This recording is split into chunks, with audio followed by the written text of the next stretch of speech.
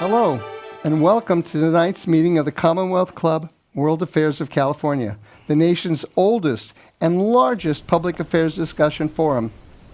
Commonwealth Club World Affairs is a nonprofit, nonpartisan educational organization based right here at 110 Embarcadero on San Francisco. I'm Frank Price, chair of the International Relations Member-Led Forum and co-moderator, along with Norma Walden, who's the vice chair of the Member-Led Forum. We are your program hosts for this evening. We'd like to introduce tonight and thank, and I'm embarrassed to say my Italian is not very good, but David Corriero. We have Michael Smith, Consul General of Ireland. We have Richard Pivnica from the Czech Republic. If we could, Honorary Consul General. Honorary Consul General, and I'll I'm sorry. explain the honorary part. He will do that. Yes. I also want to thank them again. This was originally scheduled for October 20th, but because of some scheduling issues with the building, we had to move it forward to today. So we're very fortunate to have them, and we appreciate greatly that they are going beyond the normal course of what they do. Just to give you a little background on the Commonwealth Club, we offer a variety of events and programs produced by volunteer members, such as who I am, of the organization. We represent multiple areas of topical interest here at 110 Embarcadero, plus location-based chapters in the East Bay, Marin County, Napa Valley, and the Peninsula. Members organize more than 80 events a year that cover a wide range of formats, discussions, interviews, special event celebrations, nonpartisan, usually, talks, book signings, art shows, and even performances. Membership is very affordable and for students with their teachers often free.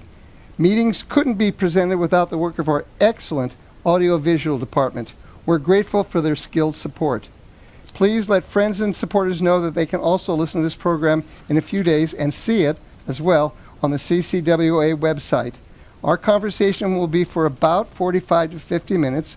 We will leave time to collect audience questions. You each have in front, not each of you, but at your place you'll find one of these, and you can write down a question. We'll have somebody pick it up. There's the woman at the door will take them. Where's Lindsay? Right there. She'll collect them. And anybody else want to collect them? Oh, Ms. will take them also. And we'll go through them and ask your questions. Okay? Last little thing, just a moment here. Anyway, we're ready to go. All right, and as Frank said, I'm Norma Walden, and I want to thank the consuls for their time and energy and any advice they may want to offer us. God help you all. Americans want to understand what is happening in today's world. Established international relationships and treaties with Europe have long been a part of how the United States navigated through important events. Have those relationships been altered? What can we learn about future options and choices? We also know that national policies are not really created in the Commonwealth Club World Affairs program. So it will be up to Americans to develop ways to influence and work within our political system to get results and learn and move forward for better diplomatic relationships. You've heard about the question cards, and before we begin, we ask, first I should say too, that for every question any or all of the panelists can answer. Feel free to. Before we begin, we ask each of our distinguished panelists to take a minute or two to introduce yourselves. Thank you, Norma. Thank you, Frank. Thanks, everyone, the Commonwealth Club, for coming out this evening. I think you guessed from my accent and from my green tie that I'm from Ireland. I've been here for about 3.5 years. The Consul General to the Western US. Being an Irish Consul General to anywhere in the United States is a privilege. I think every other person I meet has some link to Ireland, and if they don't, we'll find some link. Lovely to meet you all. Good evening, everyone, and thank you also on my part to Frank and Norma for organizing this, to the club and to this beautiful audience here tonight, and to my colleagues. I'm Davide Corriero. I'm the Deputy Consul General of Italy in San Francisco since September 2023, so entering my third year now. It's been a privilege also for me, and as you know, the Italian community is very vibrant and loud sometimes, and that's one of the most fascinating parts. I honestly didn't expect to find so much Italy and so much love for my country in this beautiful city by the bay. It's something really moving, and that makes our job as diplomats a bit easier. Not easy. I mean, it's not never easy, but a bit easier. Yeah. And yeah, I feel a strong connection with this city. Thank you. Yes. Norma, Frank, thank you very much for inviting me. And I should tell you a little bit about my background because it's relevant to how I think. I'm an accountant lawyer with a master's in finance, so you might conclude that I think as a business person, but I do have other interests in that I've been a member of the Board of Governors of the Commonwealth Club for a couple of decades, and I'm on the advisory board now. So, and then I'll tell you a little later about what honorary means as honorary consul general. Okay. Good. All right. Well, we will. We do have a fair number of questions that Frank and I will take turns asking, and so to begin with, do tell us, please, what is the role of a consul general and of honorary consuls? Do you want to? You have the hard job. Yeah. But it depends. We consul general it's the most senior representative in a particular major region in a country. We have an ambassador who's based in the capital. Ireland's ambassador is Geraldine Byrne-Nason. And I'm responsible for the Western US, based out of San Francisco. Without spending too long on explaining, my role is 5 dimensions to it. The first is looking after our citizens, anyone in trouble, deaths, which are unfortunately happen frequently, injuries, arrests, visas, passports, everything that a citizen may go through, we experience it. And we try and help as much as we can. And all of these are interlinked. So the second is the diaspora. So as I mentioned, Ireland is a large diaspora, like the Italians across the US, 32 million Americans of Irish heritage, about 2.4 million in California, and about 800,000 here in the Bay Area, of varying degrees of heritage. So 6th, 7th, 2nd, 1st generation Irish. We would help fund some of the organizations that bring those diaspora together, business, cultural, sporting. We have a very vibrant sporting community with the Gaelic Athletic Association based in Treasure Island. We have business associations. So pulling those together and I think maintaining the affinity with Ireland, which is hugely important for us across other areas. Economic, engaging with companies from the US that establish a presence in Europe through Ireland, and we've been very successful in doing that. A huge number of the companies that you will see in Silicon Valley, where they're headquartered, are also headquartered for Europe, Middle East and Africa in Ireland. But also on the flip side, there's a huge number of Irish companies doing business in the United States, and I'll talk about that later on. Politically, we're engaged with the state capitals, with assemblies, with senates, with Congress representatives across the various states that we cover. That could be part of a broader just relationship building, but it also could be related to particular topics. For Ireland, maybe the most concerning, the most prominent topic that we experienced over the last number of years was Brexit and what that meant for Ireland, and particularly what it meant for Northern Ireland, the part of the world that I come from. But would there be a border created because of Brexit? Would there be chaos that would ensue if there was an uneasy or disjointed exit of the UK from the European Union.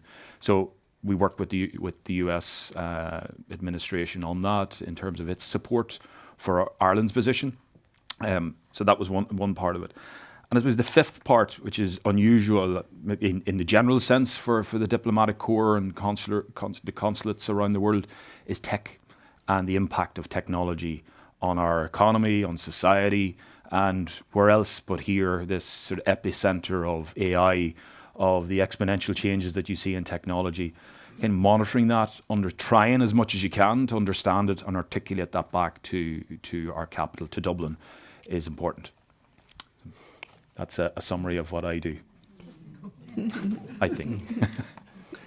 Thanks, Michal. You took a lot of things that I could have. No, it's fine, because you, as the Consul General, you are here with a more senior role, and it's right and correct that the Consul General tells you what a Consul General does. I'm the Deputy Consul General, so I can tell you something that the deputy does. More work. Much more work than us. I'm not saying it. I'm basically my Consul's General shadow in all these topics and matters that the Consulate General as a public office works on. So yeah, basically I can echo the topics that Michal explained so well. Tech is a very important dimension for us as well. And indeed, Italy decided to invest actually only in San Francisco across the whole world to open its first ever innovation and culture hub, which is called Innovit, and it's on Sansom Street. It's an experiment. We arrived maybe more late than some of our fellow partners from other countries in opening an innovation outpost in the Bay Area, but we did so in a way that, according to what other people are telling us, it's quite effective and impactful, and the brand associated to our country is growing also from a different point of view compared to the usual one, which is full of good stereotypes, but still stereotypes. And we're trying to explain what Italy does in the field of tech and innovation. Innovit is a beautiful place. I invite you to visit it. We organize a lot of events in which we invite also the Consular Corps. We collaborate with the European Union office in San Francisco. So tech is important. Innovit, what does Innovit? Innovit brings Italian startups and scale-ups in different industry verticals to immerse them in the Silicon Valley environment, in the mentality, just for very brief programs, 1 to 2 weeks, just to know what's going on in the epicenter of the technological revolution and to bring some things back to Italy. And we can do this thanks to the community, which is one of the pillars of the activity of the Consulate General. Besides offering services, consular services, we try and build a sense of community. That is basically what we do. And we serve also a very vast and broad jurisdiction, which encompasses also Utah, Oregon, Idaho, Montana, Alaska, and Hawaii, and even the Pacific Islands. We have a consular correspondent in Guam, but I am not going to add anything else about consular correspondent and honorary consul, and I'm gladly passing the word to my colleague here. Yes, thank you. As Honorary Consul General of the Czech Republic, you probably wonder, what's this honorary part? Honorary is a different category of diplomat in that I'm not paid or reimbursed by the Czech Republic. It's such a high honor, you do it for all these good reasons that I'll tell you about. My job is threefold. One is to encourage cultural exchange. A second one is business exchange, and a great deal about technology that I'll tell you about a little later. And third is to be of help to Czech citizens in my jurisdiction is Northern California. There are 71 consulates in Northern California, most all in San Francisco. Half are honorary. Many of the smaller countries have honorary consuls. Like my wife. My wife is the honorary consul of the Slovak Republic. So you have Czechoslovakia in one house. And she and the dean of the Consular Corps, who's the Canadian Consul General, we have meetings once a month, and my wife runs many of those those meetings, and we gather regularly at festivals and Independence Day and other events that all of us sponsor and celebrate. So we do, the honoraries do the same thing these gentlemen do, except we have another post when things get difficult or heated. And did you hear, I didn't say anything about politics in my mandate. Anything that gets difficult, I have a consul general in LA in charge of the West Coast with a full staff that handles all the things that might get beyond what I'll be able to do. But for example, we have in San Francisco one of the first contracts or agreements between a country, the Czech Republic, and the city of San Francisco in connection with the Public Defender's Office. So there's quick action there if someone gets in trouble. So in summary, I'm doing the things they're doing, but I can always lateral the ball, so to speak, to Los Angeles when it gets problematic, difficult, or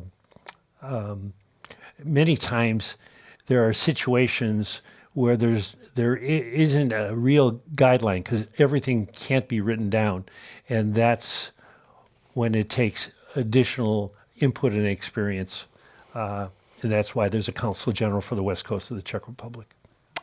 Thank you, all three. I realize also that being here tonight, where we are going to be talking about things that are outside of the normal realm of what you do, we appreciate your patience, and you do not have to answer. But we would like to throw these questions out to see if you have opinions. And I realize you, of course, represent your countries. You're not just people on the street walking around with a microphone and answering questions. But as you may know, right now there's an issue involving Greenland in the United States. And, I hadn't heard. And I honestly don't expect anybody in this room, the audience, us, you, to have an answer as to what to do.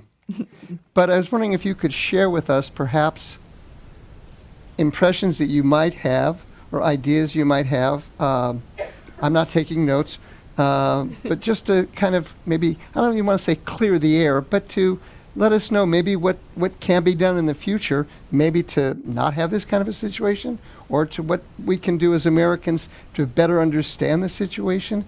Do any of you wish to share anything? I know it's tough, and if you don't, that's perfectly understandable. I hadn't quite heard about that Greenland issue. Oh, Green what?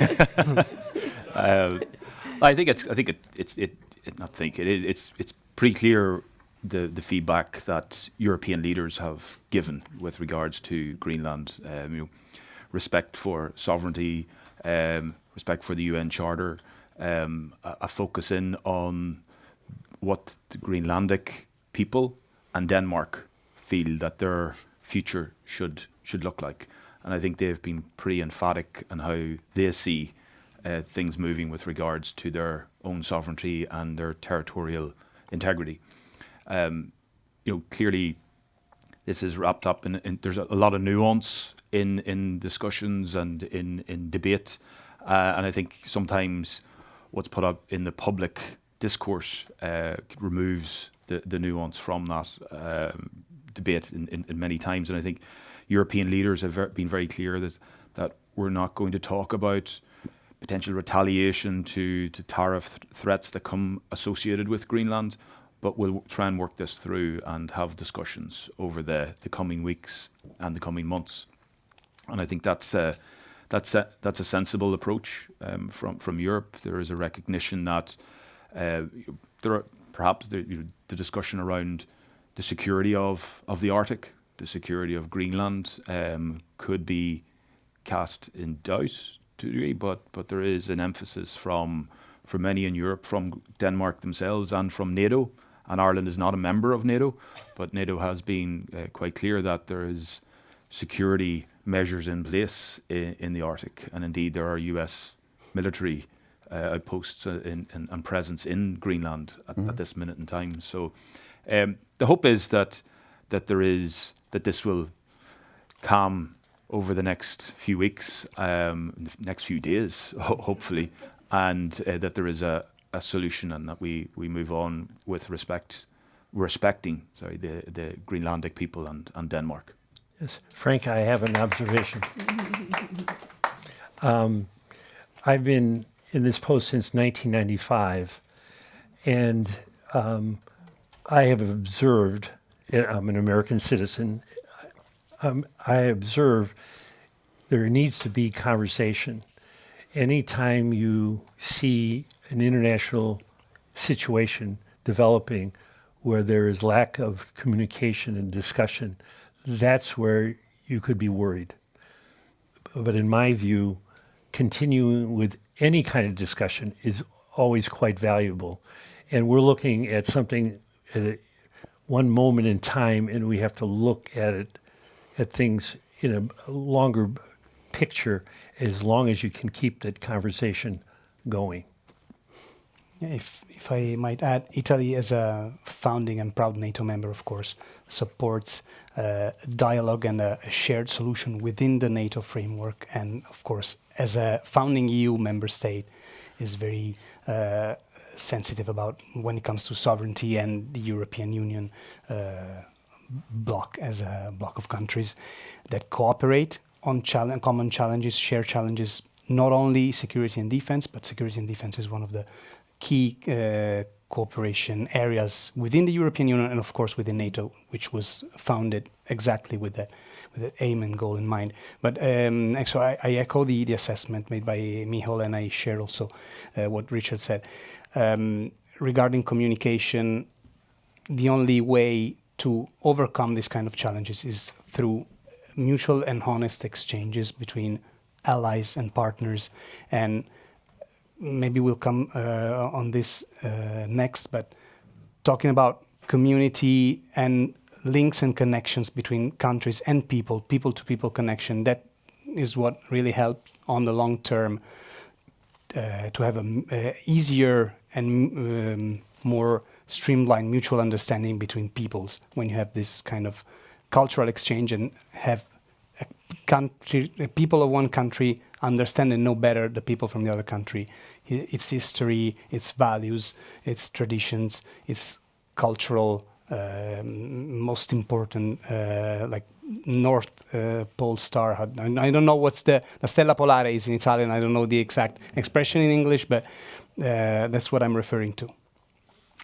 Thank you. Speaking of NATO, why is NATO such an important alliance, and how in the past has it provided the support for which it was designed?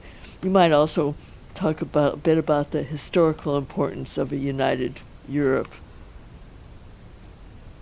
David, do you want to do NATO? Maybe on NATO, yeah. I mean, and security and defense and NATO is not under the areas of expertise of a consul, as Michal said, but we are career diplomats, and so we have a background in this. Any colleague in Washington or Brussels or Rome could give you a better and more articulate answer to this.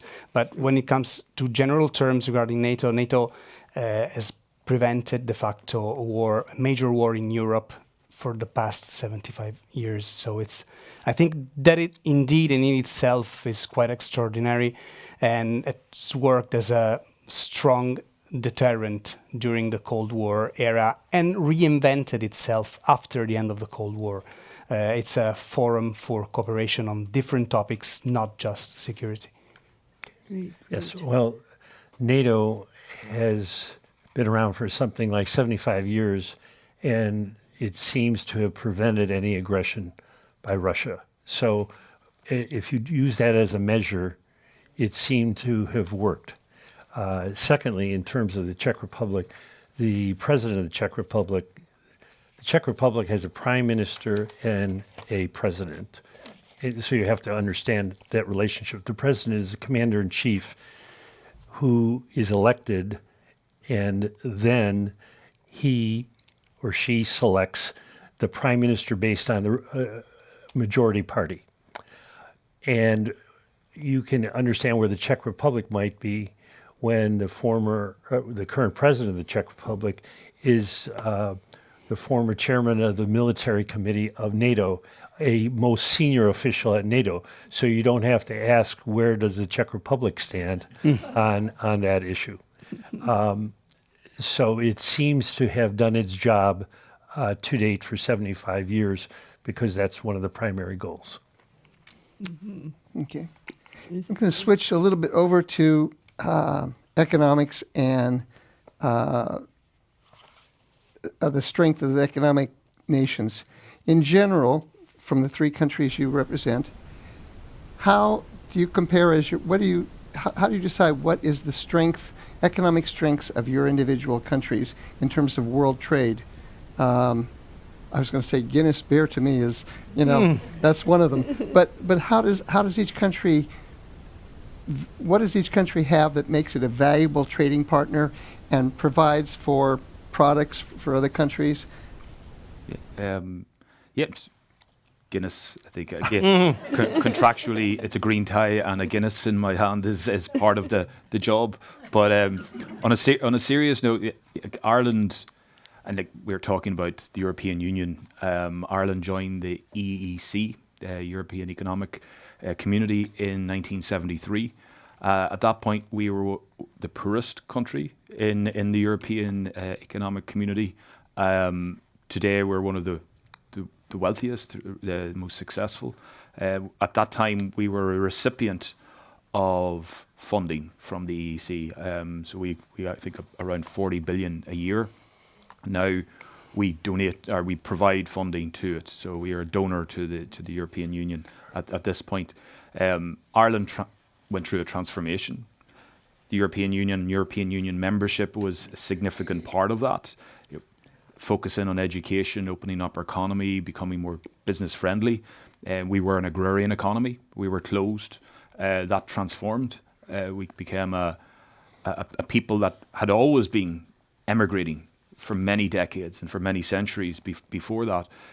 But we opened up to our economy, and we very quickly opened up societally. Today, as I mentioned, most of the US multinationals, tech companies and pharmaceutical companies and med device companies would have a significant presence in Ireland. About 50,000 jobs in Ireland are as a result of companies from the Western US at high-tech jobs. But there's a reciprocity in that economic relationship, and that is something that we've been talking about more loudly over the last year. Ireland, a small island of 7 million people, and the jurisdiction that I'm from is about 5.5 million people. Ireland's the 5th largest investor in the United States, which is a surprise to many, and it's a fact. We can chat GPT, but it's a 5th largest investor. We've about 800 Irish companies in the United States employing about 200,000 people. That's 200,000 Americans every day are employed by Irish companies. Ireland is collectively the largest customer of Boeing. That's through Ryanair, it's through our aircraft leasing companies. That's keeping significant numbers of jobs. I think between goods being exported from the United States to Ireland, it keeps about 430,000 people in a job every day. So the idea is that we do have products like Guinness. We have Kerrygold butter that you'll see in every store. In fact, agri products are our biggest indigenous export.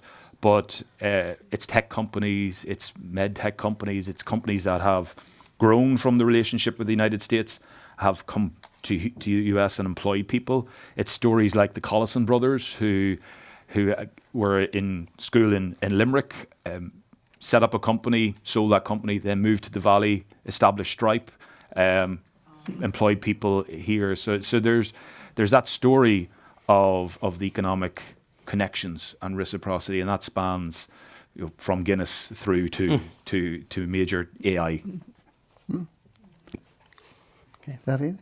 Yeah, coming to Italy, if I'm following the same framework, so I'll mention Italy as a EU member state. Italy was one of the founding members of the European Steel and Coal Community, the precursor of what is now the European Union. So Italy, after the Second World War, strongly believed in European integration, which started is well known from the economic and industrial point of view. And along that lines, Italy consolidated its role as a manufacturing country. Italy is the third largest economy in the European Union, and after 2025 is the fourth largest exporter of goods worldwide, surpassing Japan. So we strongly believe in manufacturing and in exports, and there's a very strong and intense bilateral trade with the US, which amounts to roughly 137 billion dollars, slightly less in euros. And there's actually, for now, a surplus on the Italian side. We import more services from the US rather than goods. And we are reinventing our system. Our economic system and productive system is made mostly by a few large corporates and many what we call small and medium enterprises. So very small, dynamic realities all across Italy. We have specialized districts in different parts of the country, and Italy is focusing a lot on innovation besides trade, and we are growing our relevance in markets like the aerospace, life sciences, and we worked on evolving our traditional sectors as well, like fashion and design, with a focus on sustainability. So we are catching up and try to show that Italy is much more than meets the eye when it comes to traditional sectors. Innovation is a strong focus. As I mentioned, Innovate is one of our key tools in trying to show this to the US, the West Coast, and the rest of the world more in general. Yes. Yes. Well, the Czech Republic, we'll step back a little bit. During World War II, Hitler moved in because the Czech Republic was the sixth largest industrial complex in the world, Czechoslovakia. There's 10 million Czechs, 5 million Slovaks, and it's still an industrial powerhouse in automobiles and manufacturing and technology. And then in 1989, when the Berlin Wall came down, the Czech people were again free, but they had been repressed under a communist regime for many years, so they had to get back up to speed. But everyone was an engineer, scientist, or academician, so it's a very accomplished country, an educated country. Fast forward, you are riding on $187 million worth of Czech electric trolley buses on a transaction that I worked on when Willie Brown was mayor. As a matter of fact, I went to see Mayor Brown, and he quickly asked me, how many Czechs are there? And I said, Mr. Mayor, how many Czechs do you need? So I was a star for a little while in the Czech Republic because that was a very large contract back then. And fast forward, there are companies, even in San Francisco, from the Czech Republic. Product Board is one that's a tech company. It's a $1 billion company. The founder, Hubert Polana, Product Board, local Czech American now, young man. He was on the front cover of Forbes magazine of the Czech Republic. So the Czech Republic is also a technology powerhouse, but more implementing things because the design and conceptual aspects of technology happens really in Silicon Valley and San Francisco, and we are more implementers of it. What are the strengths and weaknesses of economic relationships that you see between the U.S. and Europe? And along those lines, what about tariffs? How do those fit in? We start with that. We'll change the order here. What I've read, that tariffs, all the articles I've been reading about, tariffs are not beneficial because they come back to the person who is charging the tariffs. And that whole economic approach to running a country doesn't seem to be working as it was thought out to be. Tariffs impede. First of all, let me back up. As a lawyer, I can tell you, having represented a large company, you have to be able to plan and know what you're doing. If there's a tariff on something that's supplied to you, if you're a company, you can't plan if you don't know the tariff or basically it's a tax, unless you know exactly how big the tax is, when it's coming, and how to handle it. And is it passed on? Another important marketing problem. Do you pass it on to the buyers or do you absorb part of it? That's a whole nother aspect of it. So it's a complicated problem, and it's challenging for the business community. I think there are lots of strengths in the relationship between European Union and the US. Our people, that's a major strength. The flow of people, the cultural affinity, the values that we hold. For the most part, I think everyone differs within countries and between countries. So, but for the most part, the values that we hold dear are the values that are shared between us.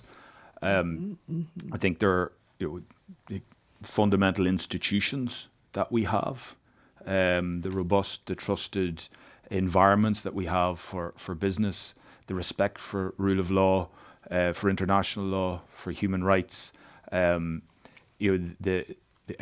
cultural connections, the strong trade that still exists between us, worth about 860 billion euros, which is what, $950 billion, the largest trading relationship anywhere in the world.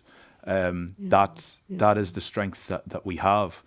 I think where those strengths are slightly potentially weakened is there is regulatory divergence to a degree or differences. I think we need to get on track with what does that mean for technology? How do we embrace it? How do we embrace the opportunities? How do we mitigate the risks associated with that in as common way as we can? I think again back to our discussion earlier, I think in term around communication and discourse and the nuance of the relationship, that things are not black and white, that but by discussing and through dialogue we can overcome our differences. But we're long-term allies, we're friends. The US has helped reconstruct Europe post World War II. From my own point of view, the United States of America brought peace to my land. I was from the border, just north of the border in Northern Ireland, in a part of the world that was one of the most militarized parts of Europe at any one time, and at that time. And before the efforts of the United States, we wouldn't have peace. And what brought peace brought prosperity, brought opportunity, and just utter transformation. And it's a land of peace and prosperity. And back to the people links, that's Ireland, I often say, and the diaspora that we have, helped shape or helped build the United States. America 250, if you turn on your tap out in that kitchen now, it's a man from Limerick, Michael O'Shaughnessy, who built the Hetch Hetchy water system. And the first foreign-born mayor of any city in the United States was Frank McCoppin from Longford. Kate Kennedy, who lived over in Oakland and came here because of the famine, was a woman who fought for equal pay for teachers. And she succeeded. She was written out of the history books because she was a torture. She was an annoyance. But we remember people like that. And as I say, the United States has helped shape a modern day Ireland through economic relationship, through the help with the peace process, and through many other things. So the fundamentals of our relationship exist and will prevail. Yeah, I totally agree on this. I mean, the partnerships are so deep and we're so intertwined that, I mean, it's a strong partnership. That's what we believe, as Italy believes in, and we have a lot of opportunities for moving forward this partnership. Focus on innovation, for example, focus on human exchanges. This focus on community building is really very, very highly important for the Irish, for us, for everyone. San Francisco and the West Coast is a very global and welcoming part, but this whole country has been made by European immigrants, and we have that asset to work with. The community can point at the right direction to where the basis of this partnership lies. And I also share something. Italy owes a great debt to the US. Fortunately, we weren't in a very challenging situation like Ireland was, so the contribution of the US was different, but Italy was one of the main beneficiaries of the Marshall Plan. Out of the $13.3 billion, which are roughly around maybe $150 billion of today, Italy received 1.4, so a tenth of the whole plan directed at Europe went to Italy. So only thanks to that and to the hard work of the Italian people, we were able to become a strong industrial country, a stable, politically stable country as well. Yeah. Thank you. I have a question that's kind of maybe strange. Takes me back to my history. Cultural exchanges used to be kind of big at one time. And the president of our country, the presidents of our country used to celebrate them, whatever it was, to wait for people to learn about another culture. This was pre-internet, pre-computer. And I always thought personally, I enjoy them. Is there a way that we can, what cultural exchanges can you guys provide, or your country rather, that would help maybe some of the people in our country learn more about what you are about? I can help with that. I already did that. At the Commonwealth Club is a prime example. Over the years, the Commonwealth Club has invited the President of the Czech Republic, the Prime Minister of the Czech Republic, and the President of the UN General Assembly, who was Czech. And they came here and they had a presentation, live Q&A, which was quite exciting. And that cultural exchange, I think, is invaluable because that's on a political level, but it's also cultural. And so the Commonwealth Club is already being a primary part of that tapestry. If I'm, just wanted to add the core message here from our perspective that cultural understanding and exchange is not a luxury, but it's the real infrastructure that holds everything together, our partnership and alliance together. And sometimes there's a misunderstanding regarding cultural elements, cultural exchange. Sometimes they're labeled as part of the soft power, but not in a positive and good way. Sometimes I perceive this as if they were like softer and less important than other components of statehood, modern statehood. But in reality, cultural exchanges are what have the most long-lasting impact. Imagine student exchanges. I myself was an exchange student in Cleveland, Ohio, a few years ago, and came back to the US. I didn't think twice about it. But I mean, I have more impressive examples to make. For example, the governor of California used to be an exchange student in Rome, and he said that experience was eye-opening for him. So I think exchange between students is a key element. We have the beautiful Erasmus program in the European Union, but the Fulbright is another great example in that direction.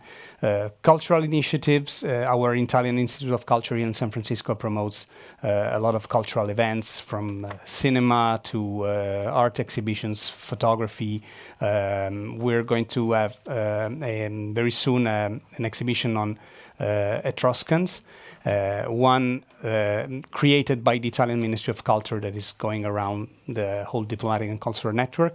And a couple of months later, in May this year, we're going to have another important exhibition on the Etruscans here. So these kind of initiatives, even if they're aimed at like telling something from past, very, very far away in time, is something that helps other people understand where we come from, the Italians, but not just us. I mean, it's something more, a broader discourse, where we come from, where our tradition lies, and where we are heading.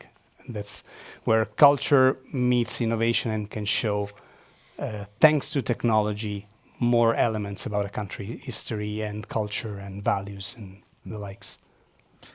I agree. I think culture is it's a manifestation of who we are, our background, our values, how we grew up, and we are very fortunate to live in a city here that's got a rich tapestry of various ethnicities and people of various backgrounds, and it's celebrated. I think in this city, like we're very proud to have a St. Patrick's Day parade.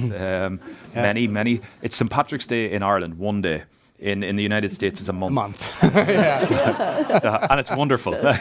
You come out of it absolutely a shell of a man, but it's fantastic. But it just represents that again, that rich tapestry and the ability to celebrate diversity right across and in all its various colours is an amazing part of this society, this city, and indeed this country. And culture and people underpins all of our conversations and every the relationship we have. The consulate, the Irish consulate, has been here since 1933, but there have been Irish people coming here since the 1700s, and right through to the famine, and they've brought their culture, and their culture has changed in ways and has been shaped by the land that they're in, and has been shaped by the marrying Italians and Czechs and this fusion, beautiful fusion that you have in this country. There are ways in which we can increase that.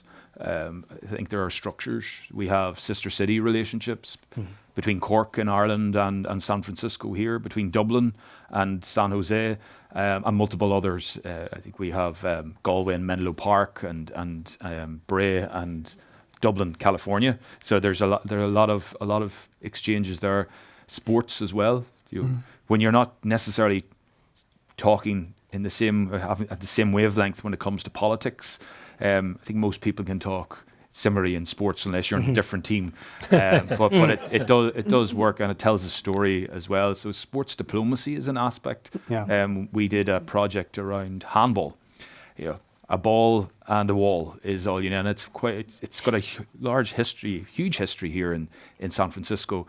It was brought by Irish immigrants back. I think the first handball alley was in Market Street in 1851, but it's played by a multiplicity of socioeconomic divide. You can have someone with not much money, you have a senior banker, it's taken up a lot by the Latino community. So you go down to the Golden Gate handball courts in Golden Gate Park or Southend or Dolphin, and you have this just wide array of people playing handball. Just all you need is a ball. I said to someone recently, I played squash when I was younger, and they said, well, if God really wanted you to play squash, he would make your hand like a racket. It should be handball that you're playing. But there are lots of stories and ours, and I think culture is, the more we can encourage that, the more we can encourage exchanges. We have a J1 visa, so Irish students can come here for 2 years and work. We have a working holiday program in Ireland for American students. It's the ease of travel. It's the ease of being able to spend some time in another country, to expand your mind, to help your understanding of where people come from is hugely important. And we try and make that as easy as possible. There is actually pre-clearance in Ireland. So if you're leaving Ireland to go back to the US, you can go through US immigration in Dublin and Shannon, and that's just part of making it easy to travel. You know, there's a. Oh yes, go ahead. No, sorry, I just wanted to No, add go ahead. regarding sister cities is something very important. I just wanted to mention this. San Francisco has a sister city agreement with Assisi, from which St. Francis, nice. who gave the name to the city, came. And this year is going to be the 800th anniversary of the death of St. Francis. And we're going to organize something to commemorate this link with this beautiful city. Excellent. Very Good. good. What you all have said, there's a certain person who lives outside the state. Wish you could have heard the concept of celebrating diversity. Anyway, I won't even mention names. Okay. Well, I was just something a touch more negative, but certainly a strong issue in the U.S. How has your country responded to the pressure of new immigrants, documented and undocumented? I can address that. When the Ukrainian-Russian war started, the Czechs welcomed the Ukrainians. As a matter of fact, there are, if you remember, the Czech Republic has 10 million people. They welcomed 350,000 Ukrainians, set up schools, gave work permits, expedited housing, and medical benefits to those people. Now, most of them were women and children. Separate and apart, the immigrants issue outside of Ukrainian is much more challenging issue, but many of the immigrants that would come through the Czech Republic usually are moving on to other countries where there might be other job opportunities or perhaps social benefits. But the Czech Republic on a per capita basis, I think, has done an absolutely outstanding job supporting the Ukrainian citizens who are now in the Czech Republic. Okay. We're going to. Just sorry, just Please do. on immigration, I think similarly right across Europe there has been an impact of the exodus of Ukrainians leaving following the invasion by Putin. We are looking at, in Ireland's case, the equivalent of about, if it was proportionally into the US, there'd be about 6 million Ukrainians coming into the US, given the size. So about 150,000 that we've brought into the country, and they're very welcome. And there's huge efforts to make integration part of that. There are also refugees from other countries coming in, and Ireland has an empathy given our past immigration across the world. Also, that's balanced with housing shortages and the constraints around services. So there is reforms that need to be made around the ability of people to come in, whilst keeping it open and a process there where people in need and people needing to flee hardships can have a place to spend. Yeah, no, for me, very briefly, because other colleagues in Rome are better positioned than me to answer this. We do not deal with migration matters, but the focus is that, of course, for Italy, this is a very sensitive matter, being a literal bridge to the Mediterranean. And it's a real challenge to, of course, deal with this issue in general. What Italy does is try to manage migration in a way that is humane, of course, and legally grounded, and, of course, also economically realistic. Before we go on to the next question, if anybody has any cards that they want to turn, if they could bring them up here. We've gotten several good questions have come in. Just 1 second here. Oh, can we? Oh, we have them. Oh, okay. Yes. All right. We have one time for one more question for the entire group. Oh, all right. Well, this is kind of a pleasure to think about, but give us each, please, your best elevator pitch for why we would enjoy visiting your country.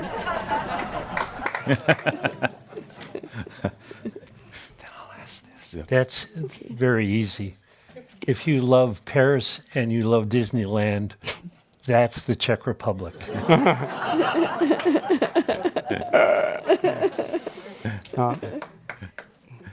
Wanna go? Please, yeah. No, I want to offer an elevator pitch that goes beyond the usual cliches about Italy. You already heard something from me in that direction, and I'm going in that direction also now. So most people know my country for art, history, food, beautiful landscapes, food.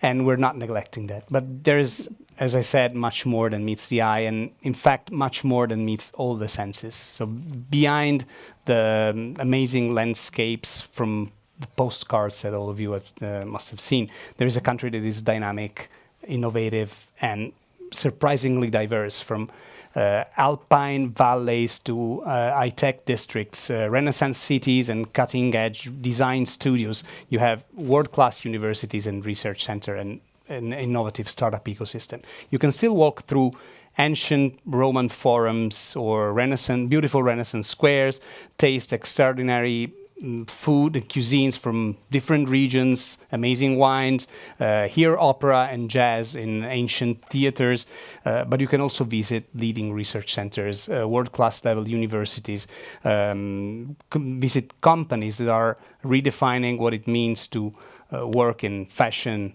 aerospace, life sciences, robotics, etc. So Italy has a long history of innovation, from engineering to architecture to contemporary design, that continues today in new forms, combining creativity with advanced technology. So if you come to Italy, you do not only visit an open-air museum, a museum of the past, but you step into a vibrant laboratory of culture, lifestyle, and innovation.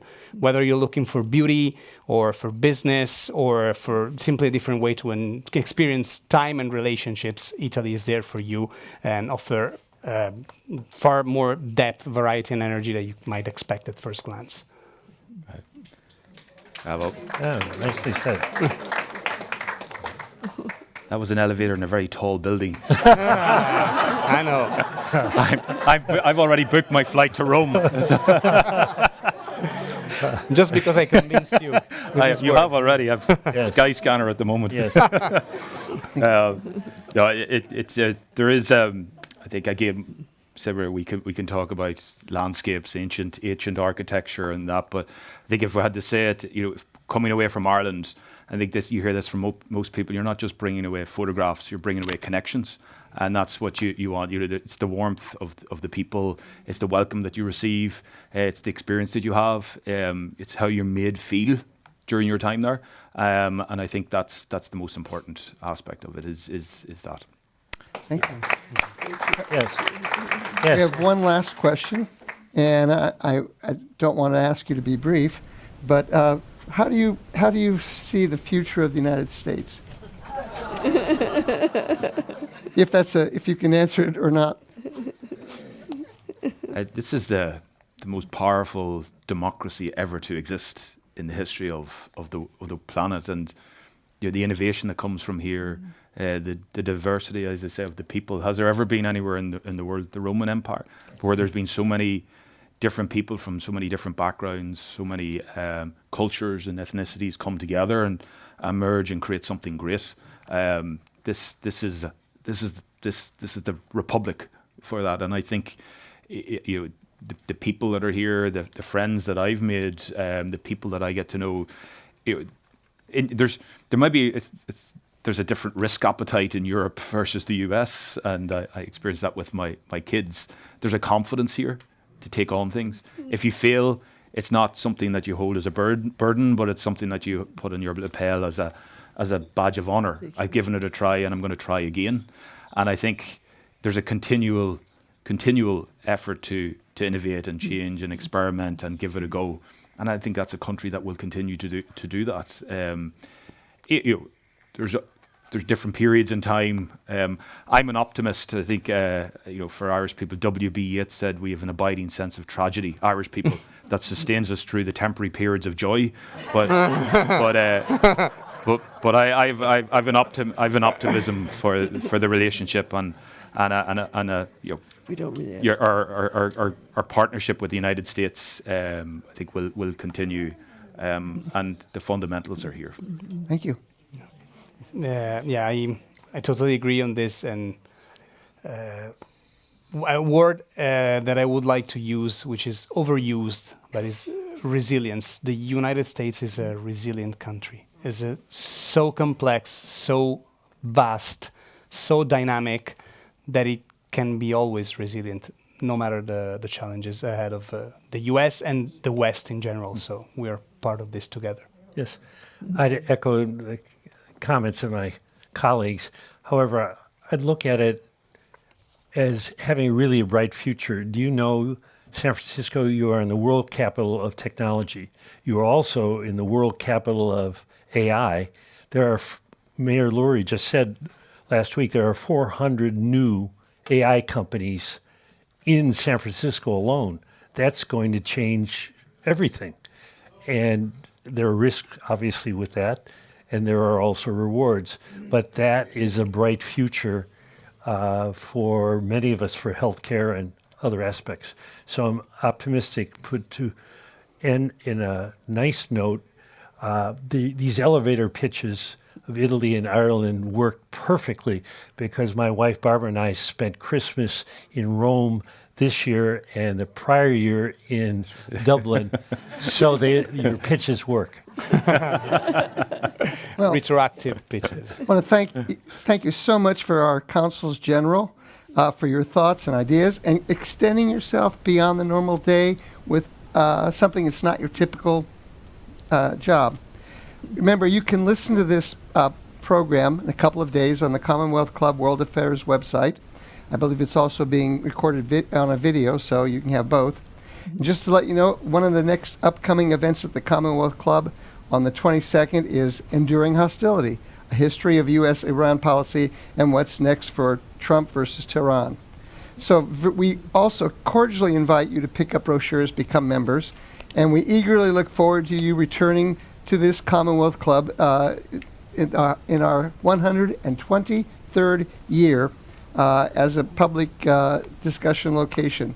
And now this meeting is adjourned, and I want to invite you to join us for a wine reception, which will be out there. So thank you.